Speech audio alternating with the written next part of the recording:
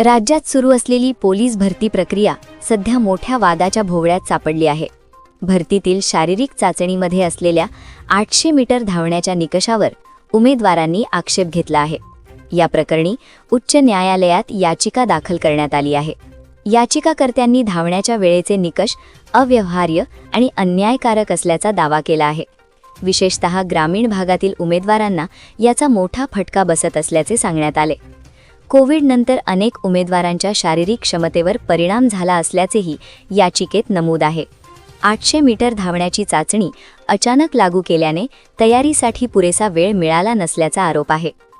Police उपनिरीक्षक पदाच्या भरती प्रक्रियेत घेण्यात आलेल्या शारीरिक चाचणीला 6 उमेदवारांनी उच्च न्यायालयात आव्हान दिले आहे।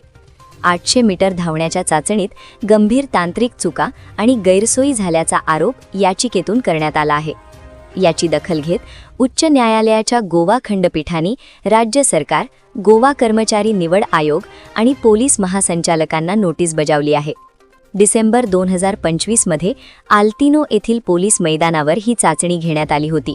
इतर सर्व चाचण्यात उत्तीर्ण होऊनही केवळ 800 मीटर धावण्याच्या शर्यतीत तांत्रिक कारणांमुळे त्यांना अपात्र ठरवण्यात आल्याचा दावा याचिकाकर्त्यांनी केला आहे। 4.5 मीटरच्या छोट्या ट्रॅकवर एकाच वेळी 60 उमेदवारांना धावण्यास सांगितले आणि यामुळे धावताना एकमेकांचा अडथळा झाला असा आरोप देखील याचिकेतून करण्यात आला आहे। वेळेची नोंद करण्यासाठी पायाला लावलेल्या मायक्रोचिप्स आणि सेन्सरमध्ये त्रुटी होत्या, त्यामुळे अनेकांची अचूक वेळ नोंदवली गेली नाही। धावण्याच्या मार्गावर मातीऐवजी वाळू टाकली होती, जी धावण्यासाठी धोकादायक होती। धावताना प्रत्येक फेरीची वेळ उमेदवारांना कळवणे आवश्यक होते, जे करण्यात आले नाही, असे याचिकाकर्ते साई नाईक यांनी सांगितले। महिला व काही विशिष्ट वयोगटातील उमेदवारांसाठी हे निकष कठीण असल्याचेही नमूद करण्यात आले। या पार्श्वभूमीवर न्यायालयाने राज्य सरकारला नोटीस बजावली आहे। भरती प्रक्रियेतील नियम कसे ठरवले याबाबत स्पष्टीकरण देण्याचे आदेश देण्यात आले आहेत। सरकारने यावर आपली भूमिका लेखी स्वरूपात मांडण्यास सांगितले आहे।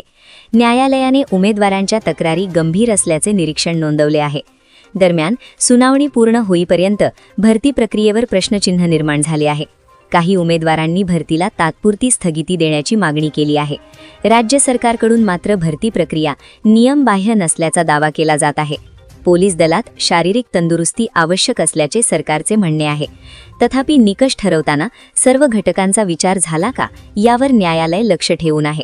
या प्रकरणाचा निकाल हजारो उमेदवारांच्या भवितव्यावर परिणाम करणारा ठरणार आहे। भरती प्रक्रियेत पारदर्शकता आणि समान संधी मिळावी अशी उमेदवारांची मागणी आहे। आता न्यायालयाच्या पुढील सुनावणीकडे सर्वांचे लक्ष लागले आहे। याचिकाकर्त्यांच्या वकिलांनी युक्तिवाद केला की ही प्रक्रिया संविधानाने दिलेल्या समान संधीच्या अधिकाराचे उल्लंघन करणारी आहे। न्यायालयाने या तक्रारींची गंभीर दखल घेत सर्व संबंधित विभागांना नोटीस पाठवली आहे। उमेदवारांची मागणी: 800 मीटर धावण्याची चाचणी रद्द करून ती पुन्हा चांगल्या ट्रॅकवर घ्यावी। अपात्र ठरलेल्यांची पुन्हा परीक्षा घ्यावी। निकाल लागेपर्यंत लेखी परीक्षा स्थगित ठेवावी। भरती प्रक्रियेत पारदर्शकता आणि समान संधी मिळावी अशी उमेदवारांची मागणी आहे। आता न्यायालयाच्या पुढील सुनावणीकडे सर्वांचे लक्ष लागले आहे। तर यावर तुमचं काय मत आहे कमेंटमध्ये नक्की कळवा। तर अशाच प्रकारच्या ताज्या आणि महत्त्वाच्या बातम्या जाणून राहा आणि आपल्या TV24 समाचार या YouTube चॅनलला लाईक आणि सबस्क्राईब नक्की करा। तोपर्यंत नमस्कार।